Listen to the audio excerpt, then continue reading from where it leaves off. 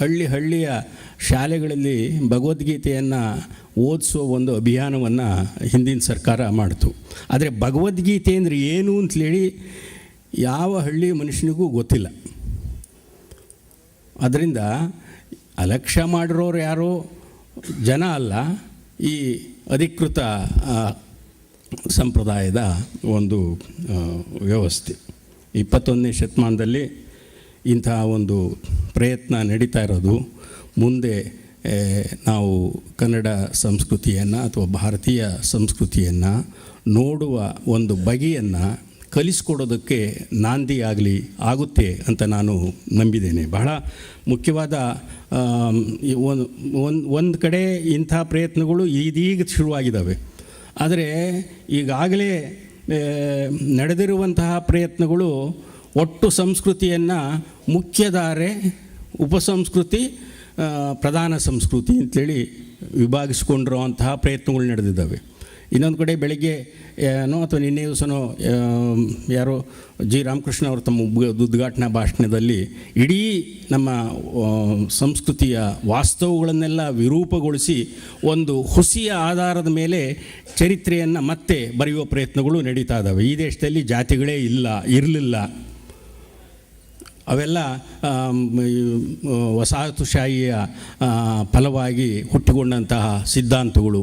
ಈ ಒಂದು ಹುಸಿ ತರ್ಕವನ್ನು ಕಟ್ಟುವ ಒಂದು ಪ್ರಯತ್ನ ನಡೀತಾ ಇದ್ದರೆ, ಇನ್ನೊಂದು ಕಡೆ ಭಗವದ್ಗೀತೆಯನ್ನು ಶಾಲೆಗಳಲ್ಲಿ ಕಲಿಸುವಂತಹ, ಸಂಸ್ಕೃತವನ್ನು ಕಡ್ಡಾಯ ಮಾಡಬೇಕು ಅನ್ನುವಂತಹ, ಎಲ್ಲೋ ಪೂರ್ತಿ ಸಂಸ್ಕೃತದಲ್ಲಿ ಇದ್ದಂತಹ ಮನೋಧರ್ಮಶಾಸ್ತ್ರವನ್ನು ಎಲ್ಲ ಭಾಷೆಗಳಿಗೂ ಅನುವಾದ ಮಾಡಿ ಅದರ ಬಗ್ಗೆ ಹೊಸ ಉತ್ಸಾಹವನ್ನು ಹುಟ್ಟಿ ಹಾಕುವಂತಹ ಪ್ರಯತ್ನಗಳು ಸಹ ನಡೀತಾ ಇದ್ದಾವೆ. ಈ ಸಂದರ್ಭದಲ್ಲಿ ಅದಕ್ಕೆ ಅಂತಹ ಪ್ರಯತ್ನಗಳಿಗೆ ಸಹಾಯವಾಗಿ ಸಂವಹನ ಮಾಧ್ಯಮಗಳು ಇನ್ನಿಲ್ಲದ ಪ್ರಯತ್ನ ಪಡ್ತಾ ಇದ್ದಾವೆ. ಇವತ್ತು ಬಹಳ ದೊಡ್ಡ ಚಾಲೆಂಜ್ ನಮ್ಮ ಎದುರುಗಡೆ ನಿಂತಿರೋದು ಅಂದರೆ, ನಮ್ಮ ಈ ಒಂದು ಸೀಮಿತ ಪ್ರಯತ್ನಕ್ಕೆ 100 ಪಟ್ಟು 1000 ಪಟ್ಟು ಇದನ್ನು ವಿರೂಪಗೊಳಿಸುವಂತಹ ಪ್ರಯತ್ನ ಸಂವಹನ ಮಾಧ್ಯಮದ ಮೂಲಕ ನಡೀತಾ ಇದೆ. ಅದು ನಮ್ಮ ಎದುರಿರುವಂತಹ ಒಂದು ದೊಡ್ಡ ಸವಾಲು. ಅದರಿಂದ ಈ ವಿಚಾರ ಸಂಕಿರಣವನ್ನು ಸಂಘಟಿಸಿರುವವರು ಬಹಳ ದೊಡ್ಡ ಉಪಕಾರವನ್ನು ಮಾಡಿದ್ದಾರೆ ಅಂತಲೇ ಹೇಳಬೇಕು. ಬಹಳ ಆಯ್ದ ಕನ್ನಡದ ಪ್ರಬುದ್ಧ ಮನಸ್ಸುಗಳನ್ನು ಇಲ್ಲಿಗೆ ಕರ್ಕೊಂಡು ಬಂದು 2 ದಿವಸ ನನಗೆ ಒಂದು ರೀತಿಯಲ್ಲಿ 1 ವರ್ಷ ಒಂದು ಕಾಲೇಜಿನಲ್ಲಿ ಏನಾದ್ರು ನಾನು ಓದಿದರೆ ಏನು ಸಿಗ್ಬೋದಿತ್ತೋ ಅದಕ್ಕಿಂತ ಹೆಚ್ಚಿನ ಜ್ಞಾನ ಈ 2 ದಿವಸದಲ್ಲಿ ನನಗೆ ನನ್ನ ಸಂಸ್ಕೃತಿಯ ಬಗ್ಗೆ ದೊರೀತು. ಎಷ್ಟೊಂದು ಚೆನ್ನಾಗಿ ಮಾತಾಡ್ತಾರೆ. ಅದನ್ನೆಲ್ಲ ನೋಡಿದರೆ ನಮ್ಮ ತಲೆಮಾರಿನ, ನನ್ನನ್ನೂ ಸೇರಿಸ್ಕೊಂಡು ನಮ್ಮ ತಲೆಮಾರಿನ, ಈಗೆಲ್ಲ ಸಾಮಾನ್ಯವಾಗಿ ಹೇಳೋದೇನು ಅಂದರೆ, ಮುಗೀತು ಕಾಲ, ಎಂತೆಂಥ ವಿದ್ವಾಂಸರಿದ್ದರು, ಈಗ ಎಂತೆ ಇದೆಲ್ಲ ಬಹಳ ಚಿಲ್ಲರೆ ಜನಗಳ ಕಾಲ ಅಂತ ಹೇಳ್ತಾರೆ. ಇದನ್ನು ಬಂದು ನೋಡ್ಬೇಕು ಆ ಥರ ಮಾತಾಡೋರು. ಈ ತಲೆಮಾರಿನ ಇತ್ತೀಚಿನ ವಿದ್ವಾಂಸರುಗಳು ಎಷ್ಟು ಚೆನ್ನಾಗಿ ಓದ್ಕೊಂಡಿದ್ದಾರೆ. ಅವರ ಪರಿಪಕ್ವತೆ, ಅವರ ಪಾಂಡಿತ್ಯ, ತಾವು ತಿಳಿದದ್ದನ್ನು ಮಂಡಿಸುವ ವಿಧಾನ, ಅದನ್ನೆಲ್ಲ ನೋಡಿದರೆ ನಿಜಕ್ಕೂ ನನಗೆ ಒಂದು ರೋಮಾಂಚನ ಆಗುವಂತಹ ಒಂದು ಸಂದರ್ಭ ಇದು.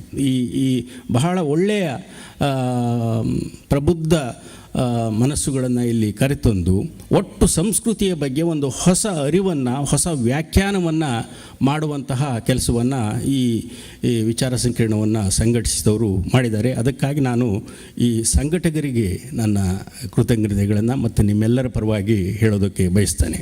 ಅದರ ಜೊತೆಯಲ್ಲಿ ಇನ್ನೊಂದು ಬಹಳ ಮುಖ್ಯವಾದ ಸಂಗತಿ ಇಲ್ಲಿ ಆಗಿದ್ದೇನು ಅಂತಂದರೆ, ಈ ಸಭಿಕರಲ್ಲಿ ಅರ್ಧಕ್ಕೂ ಹೆಚ್ಚು ಪಾಲು ವಿದ್ಯಾರ್ಥಿಗಳನ್ನು ಇನ್ವಾಲ್ವ್ ಮಾಡಿಕೊಂಡಿರೋದು. ಅದು ಬಹಳ ಮುಖ್ಯವಾದಂತಹ ಕೆಲಸ. ಇವತ್ತು ಯುವಕರ ಮನಸ್ಸನ್ನು ಅದಕ್ಕೆ ವಿಷ ಹಾಕಿಬಿಟ್ಟು ಮುಂದಿನ ಪೀಳಿಗೆಯನ್ನು ಸಂಪೂರ್ಣವಾಗಿ ಯಾವುದೋ ಒಂದು ಕೆಟ್ಟ ದಾರಿಯಲ್ಲಿ ತಗೊಂಡೋಗೋದಕ್ಕೆ ಒಂದು ಒಳ್ಳೆಯ ಸೊಗಸಾದ ಹುನ್ನಾರ ನಡೀತಾ ಇದೆ ಇಡೀ ದೇಶದಲ್ಲಿ. ಅಂತಹ ಕಾಲದಲ್ಲಿ ನಿಜವಾಗಿ ಅವರ ಲಕ್ಷಣ ಏನು? ಸಿಂಹಗಳ ಜೊತೆಯಲ್ಲಿ, ಕುರಿಮರಿಗಳ ಜೊತೆಯಲ್ಲಿ ಇದ್ದಂಥ ಒಂದು ಸಿಂಹಕ್ಕೆ ಅದು ನಾನು ಕುರಿಮರಿ ಅಂತ ತಿಳ್ಕೊಂಡು ಮ್ಯಾ ಅಂತ ಕೂಗ್ತಾ ಇದ್ದಾಗ ತೊಗೊಂಡೋಗ್ಬಿಟ್ಟು ಒಂದು ಕೊಳದ ಹತ್ರ ನಿಲ್ಲಿಸಿ ಅದರ ರೂಪವನ್ನು ತೋರಿಸಿದಂತೆ ಯಾರೋ ಒಬ್ಬ. ಆವಾಗ ಅದಕ್ಕೆ ಸಿಂಹ ನಾನುವೇ ಅನ್ನೋದು ಗೊತ್ತಾಯ್ತಂತೆ. ಬಹುಶಃ ನೀವು ಮಾಡ್ತಾ ಇರೋ ಕೆಲಸ ಸ್ವಲ್ಪ ಹೆಚ್ಚು ಕಡಿಮೆ ಅದೇ ಥರದ್ದು. ಅದಕ್ಕಾಗಿ ಈ ಸಂಘಟಕರಿಗೆ ಇಷ್ಟೊಂದು ಚೆನ್ನಾಗಿ ಈ ಈ 2 ದಿವಸ ಭಾಗವಹಿಸಿದಂಥ ನಿಮ್ಮೆಲ್ಲರಿಗೂ ನನ್ನ ಕೃತಜ್ಞತೆಗಳನ್ನು ತಿಳಿಸಿ ಈ ನನ್ನ 4 ಮಾತುಗಳು ಮುಗಿಸ್ತೇನೆ. ನಮಸ್ಕಾರ.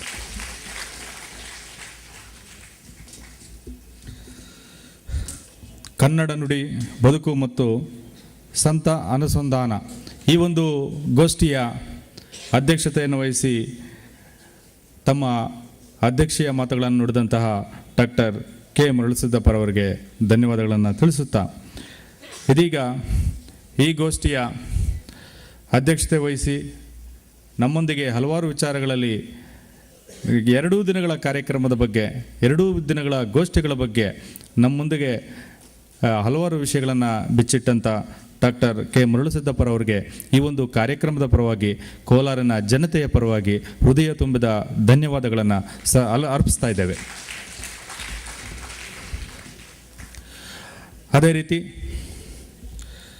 ಹಾಡು ಮತ್ತು ಕಾಯಕ ಜೀವಿಗಳು ಅತಿ ಉತ್ತಮವಾಗಿ ಹಲವಾರು ಉದಾಹರಣೆಗಳು ಸಹಿತ ನಮ್ಮೊಂದಿಗೆ ಮಾತುಗಳನ್ನಾಡಿದಂಥ ಡಾಕ್ಟರ್ ಕೆ ವೈ ನಾರಾಯಣ ಸ್ವಾಮಿರವರಿಗೆ ಈ ಕಾರ್ಯಕ್ರಮದ ಪರವಾಗಿ, ಈ ಒಂದು ಗೋಷ್ಠಿಯ ಪರವಾಗಿ ಹೃದಯ ತುಂಬಿದ ವಂದನೆಗಳನ್ನು ಸಲ್ಲಿಸ್ತಾ ಇದ್ದೇವೆ.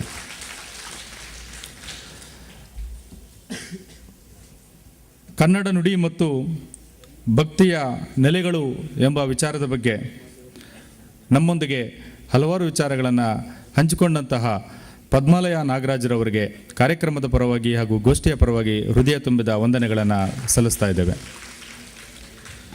ಹಾಗೂ ಸ್ಥಳೀಯ ಜ್ಞಾನ ಪರಂಪರೆ ಮತ್ತು ಸಂತರು ಡಾಕ್ಟರ್ ಲಕ್ಷ್ಮೀಪತಿ ಕೋಲಾರರವರ ಲೇಖನವನ್ನು ಮಂಡಿಸಿದಂತಹ ಡಾಕ್ಟರ್ ಆರ್ ಸುನಂದಮ್ಮರವರಿಗೆ ಕಾರ್ಯಕ್ರಮದ ಪರವಾಗಿ, ಗೋಷ್ಠಿಯ ಪರವಾಗಿ ಹೃದಯ ತುಂಬಿದ ವಂದನೆಗಳನ್ನು ಸಲ್ಲಿಸ್ತಾ ಇದ್ದೇವೆ. ಈ ಒಂದು ಗೋಷ್ಠಿಗೆ ಸಹಕರಿಸಿದ ತಮ್ಮೆಲ್ಲರಿಗೂ ಹೃದಯ ತುಂಬಿದ ಮನಃಪೂರ್ವಕ ವಂದನೆಗಳು, ಅಭಿನಂದನೆಗಳು.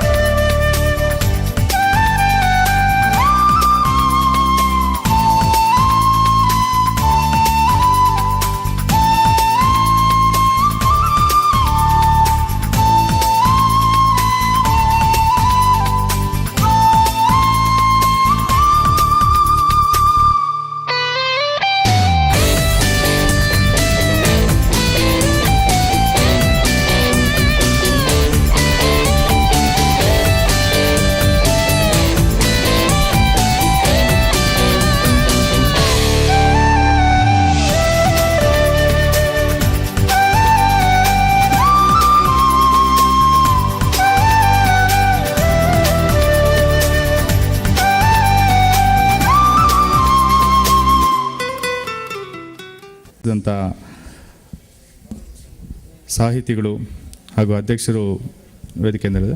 ಆದರೂ ವಿದ್ಯಾರ್ಥಿಗಳು ಹೆಚ್ಚಾಗಿರೋದ್ರಿಂದ ಈ ಒಂದು ಗೋಷ್ಠಿಯ ಬಗ್ಗೆ ಏನಾದರೂ ಪ್ರಶ್ನೆಗಳಿದ್ದರೆ ಸಂವಾದ ಕಾರ್ಯಕ್ರಮವನ್ನು ಮುಂದುವರಿಸ್ಬೋದು.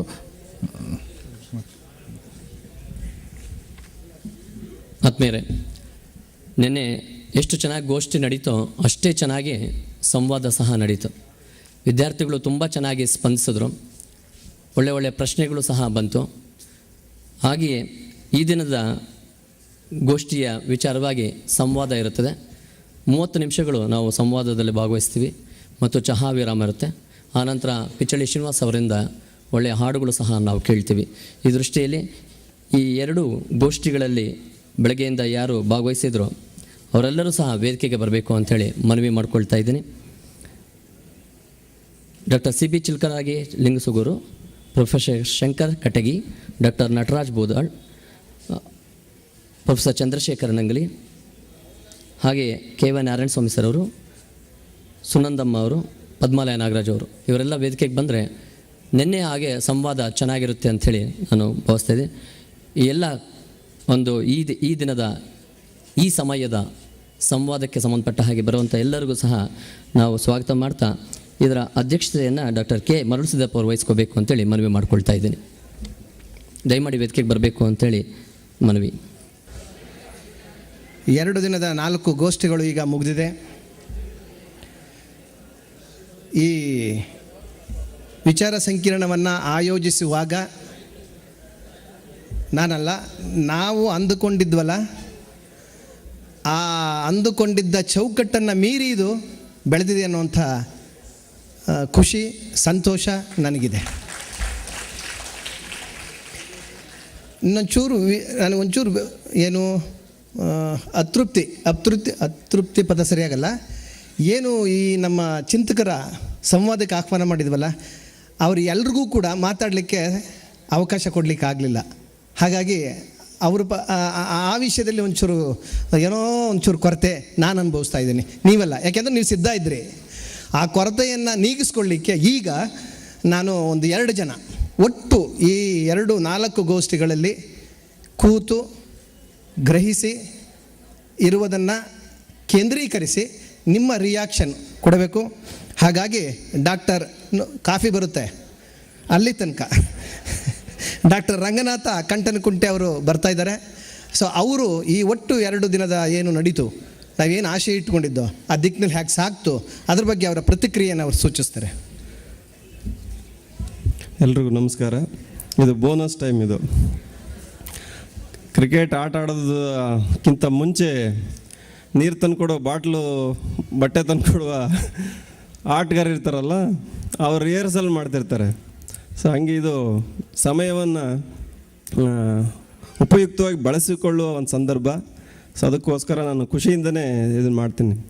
ಸರಿ ಹೇಳ್ದಂಗೆ 2 ದಿನಗಳ ವಿಚಾರ ಸಂಕಿರಣವನ್ನು ಸಮೀಕ್ಷಾತ್ಮಕವಾಗಿ ನಾನು ಹೇಳೋದಕ್ಕೆ ಪ್ರಯತ್ನ ಮಾಡೋದಿಲ್ಲ. ಚರ್ಚೆ ಆಗಬೇಕಾದಂಥ ಮತ್ತು ಇಲ್ಲಿ ಪ್ರಸ್ತಾಪ ಆಗಬೇಕಾದಂಥ ಮತ್ತು ನನಗೆ ಮಧ್ಯೆ ಹೇಳಬೇಕು ಅಂತಿದ್ದು ಹೇಳೋಕ್ಕಾಗಿಲ್ಲ 2 ಅಂಶಗಳನ್ನು ನಾನು ಅಭಿಪ್ರಾಯಗಳನ್ನು ಇಲ್ಲ ಹಂಚ್ಕೊಳ್ಳೋದಕ್ಕೆ ಬಯಸ್ತೀನಿ. ಒಂದು, ಈಗ ಮಾತಾಡಿದ ಕೊನೆಯ ಗೋಷ್ಠಿ ಕನ್ನಡ ನುಡಿ ಮತ್ತು ಈ ಸಂತ ಪರಂಪರೆ ಏನಿದೆ, ಇದು ಕನ್ನಡ ಭಾಷೆಗೆ ಕೊಟ್ಟ ಆಯಾಮ ಕುರಿತಾಗಿ ಒಂದು ಮಾತನ್ನು ನಾನು ಹಂಚ್ಕೊಳ್ಬೇಕು ಅಂತ ಬಯಸ್ತೀನಿ. ಒಂದು, ಧಾರ್ಮಿಕ ಮತ್ತು ಆಧ್ಯಾತ್ಮಿಕವಾದ ಚಟುವಟಿಕೆಗೆ ಸಂಸ್ಕೃತ ಭಾಷೆಯೇ ಪರಮೋಚ್ಚವಾದಂಥ ಮಾರ್ಗ. ಅದೇ ನಮ್ಮ ಅಭಿವ್ಯಕ್ತಿಗೆ, ಭಕ್ತಿಗೆ ಸರಿಯಾದ ದಾರಿ, ದೇವವಾಣಿ. ಅದು ಅದರ ಮೂಲಕವೇ ಅಭಿವ್ಯಕ್ತಿಗೊಳ್ಳಬೇಕು ಅನ್ನುವ ಒಂದು ಅವಿವೇಕದ ಚಿಂತನೆಯನ್ನು ವೈದಿಕ ಪರಂಪರೆ ಕಟ್ಟಿಕೊಟ್ಟಿತ್ತು. ಆ ವೈದಿಕ ಪರಂಪರೆ ಒಂದು ಪಂಥ. ಅದನ್ನು ನಾವು ಹೆದ್ದಾರಿ ಅಂತ ಕನ್ಸಿಡರ್ ಮಾಡ್ತೇನೆ. ನನಗೆ ಅದು ಬಹಳ ಮುಖ್ಯವಾದ ತಕರಾರದು. ಹಲವು ಪಂಥಗಳ ಹಾಗೆ ಅದು ಕೂಡ ಒಂದು ಪಂಥವೇ ಹೊರತು, ಅದು ಒಂದು ಮೈನಾರಿಟಿಯ ಒಂದು ಪಂಥವೇ ಹೊರತು, ಅದೊಂದು ಹೆದ್ದಾರಿಯ ಸಂಖ್ಯೆಯ ವೈಚಾರಿಕತೆಯ ಬೇರೆ ಬೇರೆ ದೃಷ್ಟಿಯಿಂದ ಚರ್ಚೆ ಮಾಡಬೇಕಿದೆ. ಸೊ ಅಂಥ ಒಂದು ಪಂಥ ಸಂಸ್ಕೃತ ಭಾಷೆಗೆ ಆದ್ಯತೆ ಕೊಟ್ಟು ಧರ್ಮ, ಆಧ್ಯಾತ್ಮ ಈ ಥರದ ಚಟುವಟಿಕೆಗಳಿಗೆ ಭಾಷೆಯನ್ನು ಸಂಸ್ಕೃತವೇ ಮುಖ್ಯವಾದದ್ದು ಅನ್ನುವ ಒಂದು ದೊಡ್ಡ ಸುಳ್ಳು ಕಲ್ಪನೆಯನ್ನು ಹಬ್ಬಿಸಿತ್ತು. ಆದರೆ ನಮಗೆ ಕರ್ನಾಟಕದಲ್ಲಿ ಮತ್ತು ಭಾರತದಲ್ಲಿ ಬಂದಂಥ ಬೇರೆ ಬೇರೆ ಸಂತ ಪರಂಪರೆಗಳು, ಅವೈದಿಕ ಪರಂಪರೆಗಳು, ಪಂಥಗಳು ಜನಭಾಷೆಗಳನ್ನು ಆಧ್ಯಾತ್ಮದ ಚಟುವಟಿಕೆಗೆ, ತಮ್ಮ ಅಭಿವ್ಯಕ್ತಿಗೆ ಮುಂಚೂಣಿಗೆ ತಂದುಕೊಟ್ಟು, ಅಂದರೆ ಧಾರ್ಮಿಕ ಚಟುವಟಿಕೆಗಳಿಗೆ, ಅನುಭವದ ಚಟುವಟಿಕೆಗಳಿಗೆ, ಈ ಥರದ ಭಕ್ತಿಯ ಮಾರ್ಗದ ತಮ್ಮ ಭಾವನೆಗಳನ್ನು ವ್ಯಕ್ತಪಡಿಸೋದಕ್ಕೆ ಈ ಸಂತ ಪರಂಪರೆಗಳು ಬಹಳ ಮುಖ್ಯವಾದಂಥ ಅಂಶವನ್ನು ತಂದುಕೊಟ್ಟು. ಅಂದರೆ ಯಾವ ಭಾಷೆಗಳನ್ನು ಪಕ್ಕಕ್ಕೆ ಸರಿಸಲಾಗಿತ್ತೋ ಆ ಭಾಷೆಗಳನ್ನು ಜನಭಾಷೆಗಳನ್ನು ಮುಖ್ಯವಾದಂಥ ಒಂದು ಕೇಂದ್ರಕ್ಕೆ ತಂದುಕೊಟ್ಟು ಕನ್ನಡ ಭಾಷೆಗಳನ್ನು ಈ ಥರದ ಆಧ್ಯಾತ್ಮಿಕ ಚಟುವಟಿಕೆಗಳಿಗೆ, ಧಾರ್ಮಿಕ ಚಟುವಟಿಕೆಗಳಲ್ಲಿ ಬಳಸುವ ಒಂದು ಮುಖ್ಯವಾದಂಥ ಒಂದು ಸ್ಪೇಸ್ ಕ್ರಿಯೇಟ್ ಮಾಡಿದ್ದು. ಇದು ಬಹಳ ಮುಖ್ಯವಾದದ್ದು. ಇದೊಂದು ಭಾಷಿಕ ಆಯಾಮ. ಇದು ಸಂತ ಪರಂಪರೆಗಳು ಜನಭಾಷೆಗಳನ್ನು ಬಳಕೆಗೆ, ಜನಭಾಷೆಗಳನ್ನು ಬಳಸಿ ಜನರ ಭಾವನೆಗಳನ್ನು ಕಟ್ಟೋದಕ್ಕೆ, ಕನ್ನಡ ಮನಸ್ಸನ್ನು ಕಟ್ಟೋದಕ್ಕೆ, ಕನ್ನಡ ಪ್ರಜ್ಞೆಯನ್ನು ಕಟ್ಟೋದಕ್ಕೆ, ಜನಭಾಷಿಕ ಪ್ರಜ್ಞೆಯನ್ನು ಕಟ್ಟೋದಕ್ಕೆ ಬಹಳ ಮುಖ್ಯವಾಗಿ ಕೆಲಸ ಮಾಡಿದ್ದು. ಒಂದು ಭಾಷಿಕ ಚಟುವಟಿಕೆಯನ್ನು ತಮ್ಮದೇ ಆದಂಥ ತಾತ್ವಿಕವಾದ ಕಾರಣಗಳಿಗೋಸ್ಕರ ಈ ಸಂತ ಪರಂಪರೆಗಳು ಬಳಸಿದವು. ಅದು ನಮ್ಮಲ್ಲಿ ಯತಿ ಪರಂಪರೆಗಳಾಗಿರ್ಬೋದು, ನಾಥಪಂಥ, ಸೂಫಿಗಳು ಮತ್ತು ಬೇರೆ ಬೇರೆ ಸ್ಥಳೀಯವಾಗಿ ಅಲ್ಲಲ್ಲಿ ಆಯಾ ಪ್ರದೇಶಗಳಲ್ಲಿ ನೆಲೆಸಿದ್ದಂಥ ಅನೇಕ ಪಂಥಗಳು ಈ ಕೆಲಸವನ್ನು ಮಾಡಿದ್ದಾರೆ. ಅಂದರೆ ಇದು ವೈದಿಕ ಪುರೋಹಿತಶಾಹಿ ಪಂಥ ಮಾಡಿದ್ದಕ್ಕಿಂತ ಹೆಚ್ಚು ಸಾಧ್ಯತೆಯನ್ನು, ಹೆಚ್ಚು ವಿಶಾಲವಾದಂಥ ಜಾಗವನ್ನು, ಒಂದು ತಳಹದಿಯನ್ನು ಕನ್ನಡ ಭಾಷೆಗೆ ಬಳಕೆಯ ದೃಷ್ಟಿಯಿಂದ ಸಮಾಜದಲ್ಲಿ ಕ್ರಿಯೇಟ್ ಮಾಡಿದೆ. ಸೊ ಹಂಗಾಗಿ ಈ ಪ್ರಜ್ಞೆ, ಕನ್ನಡ ಪ್ರಜ್ಞೆ ಬಹಳ ಮುಖ್ಯವಾದದ್ದು.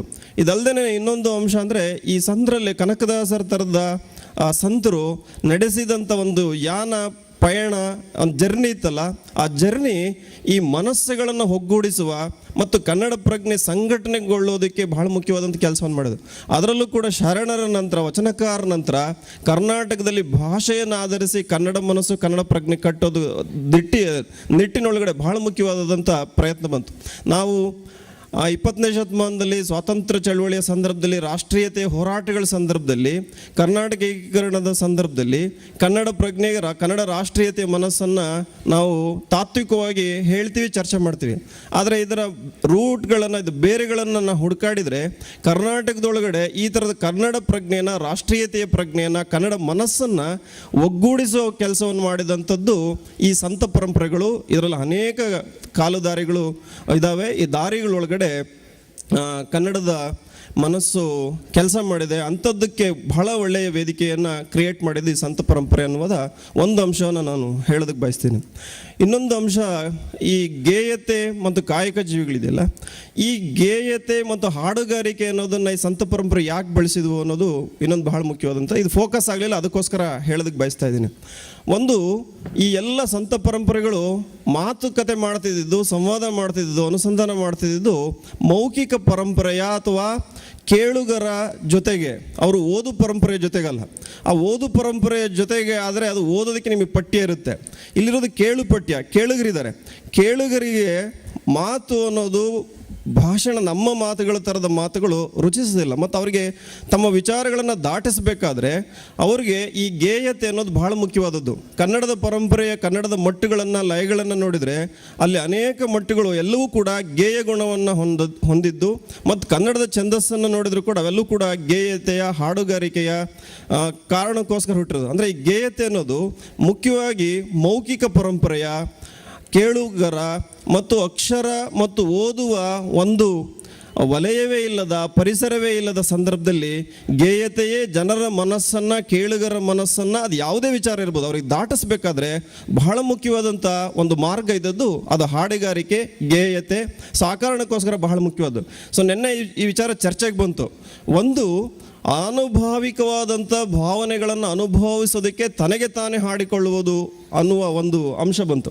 ಆದರೆ ಆ ಗೇಯತೆ, ಹಾಡುಗಾರಿಕೆ ಅನ್ನೋದು ಅದು ಕೇವಲ ತನ್ನೊಳಗಡೆ ಹಾಡಿಕೊಳ್ಳುವುದರದ್ದು ಮಾತ್ರ ಇರಲಿಲ್ಲ ಈ ಸಂತ ಪರಂಪರೆಗೆ. ಅದು ಜನರ ಜೊತೆನೂ ಹಾಡಬೇಕಿತ್ತು, ಸಂವಹನ ಮಾಡಬೇಕಿತ್ತು. ಆ ಸಂವಹನಕ್ಕೆ ಹಾಡು ಬಹಳ ಪರಿಣಾಮಕಾರಿಯಾದಂಥ ಒಂದು ಸಾಧನ, ಒಂದು ಮಾರ್ಗ. ಅದಕ್ಕೋಸ್ಕರ ಈ ಸಂತ ಪರಂಪರೆಗಳು ಆ ಹಾಡುಗಾರಿಕೆಯನ್ನು ಬಳಸಿದೆ. ಅದಕ್ಕೆ ತಂಬೂರಿ, ತಾಳ ಇತ್ಯಾದಿ ಥರದ ಬಹಳ ಸರಳವಾದಂಥ ಸಾಧನೆಗಳನ್ನು ಬಹಳ ಚೆನ್ನಾಗಿ ಮಾಡಿದ್ದಾವೆ. ಸೊ ಅದನ್ನು ಬಹಳ ಮುಖ್ಯವಾಗಿ ಗಮನಿಸಬೇಕಿರೋದು. ಸೊ ಇವೆರಡು ಅಂಶಗಳು ನಾನು ಹೇಳಬೇಕು ಅಂತ ಅಂದ್ಕೊಂಡಿದ್ದೆ, ಹೇಳಿದ್ದೀನಿ. ಎಲ್ರಿಗೂ ನಮಸ್ಕಾರ. ವಿದ್ಯಾರ್ಥಿಗಳಲ್ಲಿ ವಿನಂತಿ, ನೀವು, ನಾನು ಅಲ್ಲಿ ನಮ್ಮ ಕಮಿಷನರ್ ಜೊತೆ ಮಾತಾಡ್ತಾ ಇದ್ದೆ, ಈ ಥರದ ಒಂದು ಕಾರ್ಯಕ್ರಮಗಳನ್ನ ಈಗ ನಾನು ಒಂದು ಮುತ್ತು ಬಂದಿದೆ ಕೇರಿಗೆ ಅನ್ನುವಂಥ ಒಂದು ಇದೆ ಶೀರ್ಷಿಕೆಯಡಿ ಕಾಲೇಜುಗಳಿಗೆ ಹೋಗಿ ಕಮ್ಮಟದ ರೂಪದಲ್ಲಿ ವಿದ್ಯಾರ್ಥಿಗಳನ್ನ ಕುರಿತು ಅವ್ರನ್ನ ಇನ್ವಾಲ್ವ್ ಮಾಡಿಕೊಂಡು ಮಾಡುವಂಥ ಕಾರ್ಯಕ್ರಮ ಮಾಡ್ತಾಯಿದ್ದೀನಿ, ಇಲ್ಲ ಅಂತಲ್ಲ. ಆದರೆ ಅವರೆಲ್ಲರೂ ಕೂಡ ಅಲ್ಲಿ ಮಾತಾಡ್ತಾಯಿದ್ರು. ಮಾತಾಡೋದು ಅಂದರೆ ಹರಟೆ ಹೊಡೆಯೋದಲ್ಲ, ವಿಷಯ ಕುರಿತು ಮಾತಾಡ್ತಾಯಿದ್ರು, ಪ್ರಶ್ನೆಗಳನ್ನ ಕೇಳ್ತಾಯಿದ್ರು. ಹಾಗಾಗಿ 2 ದಿನ ನೀವು ಕೇಳಿದ್ದೀರಿ, ನನಗೇನೋ ನಿಮ್ಮಿಂದ ಏನಾದ್ರು ಕೇಳಬೇಕು ಹಾಗೆ ಅಂತೇಳಿ. ಚೆನ್ನಾಗಿಲ್ಲ ಅಂದರೆ ಚೆನ್ನಾಗಿಲ್ಲ ಅಂಥೇಳಿ, ಬಟ್ ನೀವು ಮಾತಾಡಬೇಕು. ಬರ್ತೀರಾ ಯಾರಾದರೂ? ದಯವಿಟ್ಟು ಬರ್ರಿ. ಇದು ಡಿಬೇಟ್ ಅನ್ಬೇಡಿ, ಎಕ್ಸಾಮಿನೇಷನ್ ಅಲ್ಲ. ನಿರಾಶೆ ಮಾಡಿಬಿಡ್ರಿ. ಕೋಲಾರದವರು ಅಂದರೆ ಅದು ಚಿನ್ನದ ಗಣಿ. ಮಾತಿನಲ್ಲೂ ಕೂಡ ನೀವು ಚಿನ್ನದ ಗಣಿ ಆಗಿರಬೇಕು.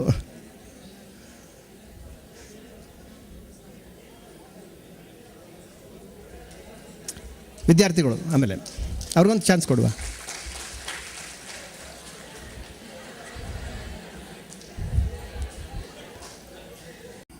ಈ ಸಭಾಂಗಣದಲ್ಲಿ ಆಗಮಿಸಿದಂಥ ಎಲ್ಲ ಜನರಿಗೆ ಮೊದಲು ನನ್ನ ಹೃತ್ಪೂರ್ವಕವಾದ ನಮಗಳನ್ನು ಸಲ್ಲಿಸುತ್ತಾ, ಏನು ಕಾಲುದಾರಿ ಸಂತ ಎನ್ನುವ ಕಾರ್ಯಕ್ರಮ 2 ದಿವಸ ಹಮ್ಮಿಕೊಂಡಿದ್ರು, ಇದು ತುಂಬ ಉಪಯುಕ್ತ, ಅರಿಯುವ ಮಟ್ಟಕ್ಕೆ ಜನರ ಸಾಮಾನ್ಯರಿಗೆ ದಿನನಿತ್ಯ ಬದುಕಿಗೆ ಅರಿವು ಮೂಡಿಸುವಂತಹ ಕಾರ್ಯಕ್ರಮವನ್ನು ಮುಖ್ಯವಾಗಿ ಹೇಳ್ತೀನಿ.